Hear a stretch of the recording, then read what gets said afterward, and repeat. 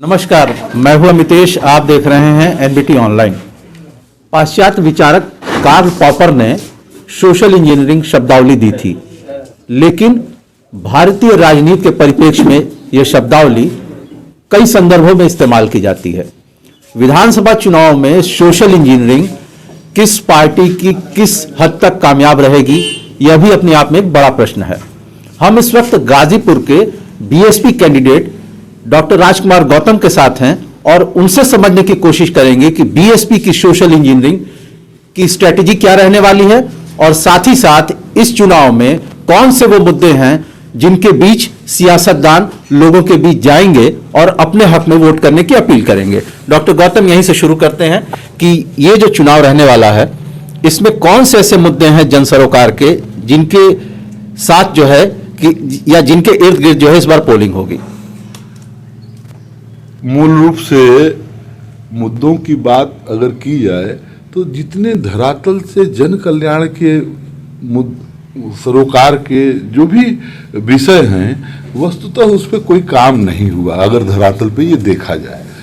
अब मैंने सड़कों का हाल देखा है, मैंने विकास के नाम पर जो ढिढोरा पीटा जा रहा है वो देखा है, कोरोना काल में जिस तरीके से लोग बेहाल घूम रहे थे, आपने मेडिकल व्यवस्था को मैंने देखा है, महंगाई का ये बुरा हाल है, कहीं से लोगों को राहत नहीं है।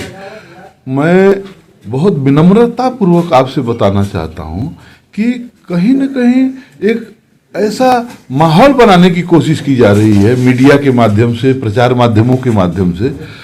बेरोजगार करा रहा है, किसान करा रहा है, गरीब मजलूम करा रहा है, असली मुद्दों पे बात नहीं हो रही है और केवल भावनात्मक मुद्दों पे वोट लेकर के और सत्ता में फिर से काबिज होने की बात हो रही है। ये जो पंप कैनाल है चोचकपुर में 36 किलोमीटर लंबी लाइन ले आके और मैंने उस पर स्वतंत्र फीडर बनवाया, आज पानी नहर में चल रहा है। नंदगंज की चीनी मिल पे मैंने बहुत सारा काम किया है।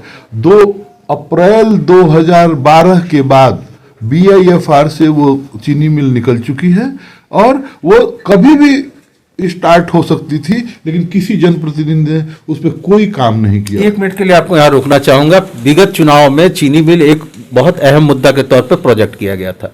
चीनी मिल का आज का क्या स्टेटस है? आप ठीक है कि आप सत्तारूढ़ दल के साथ नहीं थे, आप एक ऐसे दल के साथ थे जो कि विपक्ष की भूमिका में थी, लेकिन सत्तारूढ़ दल पर जवाबदेही तय करना भी विपक्ष का काम है। यही एक खूबसूरती है लोकतंत्र की, जमहूरियत की। एक विपक्षी नेता के नाते आप या आपके समकक्ष जो भी लोग रहे, उन लोगों ने इस मुद्दे को कितना फॉलो अप किया? समय समय पे हम लोगों ने किसानों के साथ मिलके आंदोलन किए हैं इसके लिए। राजेंद्र यादव जी थे, उनके साथ मिलके आंदोलन किया है इस मिल को चालू कराने के लिए। मैं बहुत विनम्रता पूर्वक कहता हूं कि जब मोदी जी आए थे गाजीपुर में और उस पुल का शिलान्यास कर रहे थे, उन्होंने पटेल कमीशन के रिकमेंडेशन की बात कही थी। उनको ये कैसे भूल गया कि पटेल कमीशन के रिकमेंडेशन पे वो मिल भी चालू हुई थी, नंदगंज की चीनी मिल, और बहादुरगंज की कताई मिल भी उसी से चालू हुई थी, लेकिन आज दोनों बंद पड़े हुए हैं। अगर जन सरोकार से जरा भी किसानों के, नौजवानों के हित में जरा भी अगर चिंता होती तो ये 100-100, 200 करोड़ के छोटे छोटे प्रोजेक्ट थे। आज वहाँ फूड पार्क बन सकता है, वहाँ पावर जनरेशन की यूनिट लग सकती है, बहुत सारी संभावनाएं हैं। 2012 में भी आपने चुनाव कंटेस्ट किया था, बहुत कम मार्जिन से आप वो इलेक्शन हारे थे। क्या वजह रही, कैसे उसको एनालाइज करते हैं? क्योंकि 3 डिजिट के वोटों के अंतर से ही आप आ रहे थे, 241 वोटों का अंतर था, तो क्या वजह क्या रहेगी? एनालिसिस तो आपने की होगी। मैंने बहुत उसके बारे में विचार किया था। सरकार के खिलाफ एक तरह से एंटी इनकम्बेंसी का बहुत असर था और उस स्थिति में गाजीपुर में कोई 50,000 से हारा, कोई 40,000 से हारा। सबसे कम मनीष पांडे जी का शायद 10,000 वोटों से हार हुई थी। मैं 241 वोट से पहले राउंड से 20वें राउंड तक जीतता आया हूँ। 2093 वोट से मैं आगे था 20वें राउंड में, और 21वें राउंड में मैं 241 वोट से हार गया, जैसा लोग बोले। जो बैलेट पेपर वाले थे वो गिने नहीं गए।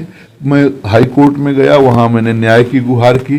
5 साल बीत गए, लिपापोती करके उसको समाप्त कर दिया गया। गाजीपुर की 7 सीटों पर आप अपने दल के लिए क्या देखते हैं, क्या परिणाम किस तरीके के आप देखते हैं?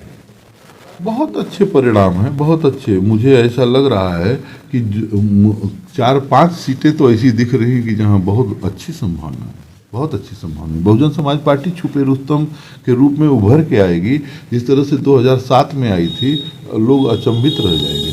पश्चिम से भी जो खबरें आ रही हैं, ये गठबंधन हो चाहे भारतीय जनता पार्टी हो, वो लोग बैकफुट पे और सब चीज परेशान है कि किस प्रकार से इससे निपटा जाए। पर से पहले से माननीय कांशीराम साहब के जमाने से बहुजन समाज पार्टी बहुत मीडिया और खबरों में रहने वाली पार्टी नहीं थी। ये हमेशा अपने सिस्टम पे विश्वास करती थी। इन्होंने हमेशा अपना ऐसा संगठन बनाया था कि वो दिल्ली से 5 मिनट के अंदर सूचनाएं अपने गांव स्तर के कार्यकर्ता तक पहुंचा देते थे। वो जानते थे कि आगे चल के बाबा साहब डॉक्टर अंबेडकर ने एक बात कही थी कि पैसों के दम पर कहीं लोकतंत्र बिक न जाए, इसका इंतजाम संविधान में उन्होंने किया था। लेकिन बड़ा अफसोस है कि आज पैसे के दम पर लोकतंत्र बिकता हुआ नजर। जैसा कि आपने कहा कि बीएसपी बहुत ग्लैमर की पॉलिटिक्स को सपोर्ट नहीं करती है या नहीं करने में यकीन रखती है, तो क्या पार्टी से भी गाइडलाइन मिलती है कि भाई आप लोग डाउन टू अर्थ रही है, बहुत ज़्यादा ये सब एसी और कूलर और ये या आपका ये व्यक्तिगत चुनाव है? नहीं, इस तरह के कोई निर्देश नहीं होते हैं। मैंने खुद ऐसा महसूस किया है कि अगर आप उन परिस्थितियों से गुजरे नहीं हैं तो आपको वो दर्द नहीं मालूम होगा। मैं इस बात को बहुत जिम्मेदारी से कह रहा हूँ। मैं यहीं प्राइमरी स्कूल में पढ़ा हूँ मैनपुर में, और यहीं रहा हूँ।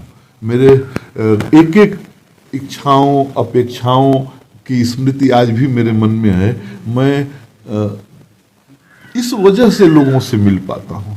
मुझे आज भी याद है कि जब वाराणसी में शिक्षा के दौरान मेरे पिताजी सिंपली एक क्लर्क थे, साइकिल से लोग आते थे, मोटरसाइकिल से आते थे, कार से कोई नहीं आता था।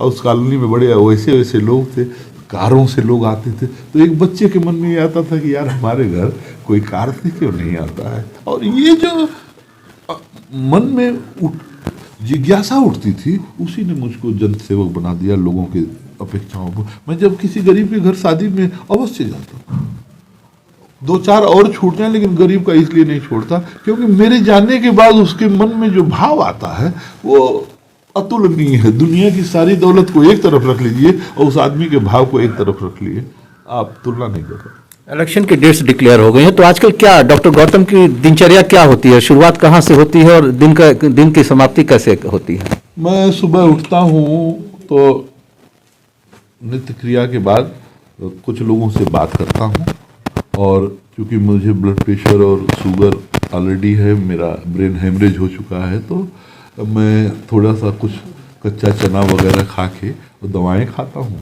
और दवाएं खाने के बाद फिर बाकी आगे कुछ लोगों से फिर बात करके तैयार होके मैं निकल जाता हूँ। आजकल 8 बजे तक निकल जाता था। आज आपने अपने हेक्टिक शेड्यूल से हमारे लिए वक्त निकाला, बहुत बहुत धन्यवाद आपका। बहुत धन्यवाद, बहुत धन्यवाद। तो ये थे डॉक्टर राजकुमार गौतम, गाजीपुर सदर से बीएसपी कैंडिडेट, जिनसे हमने तमाम मुद्दों पर बातचीत की। फिर इसी तरीके के सियासी शख्सियत के बातचीत का सिलसिला हम जारी रखते हुए आप सबके लिए इंटरव्यू लेकर के आएंगे। तब तक आप बने रहिए एनबीटी ऑनलाइन के साथ।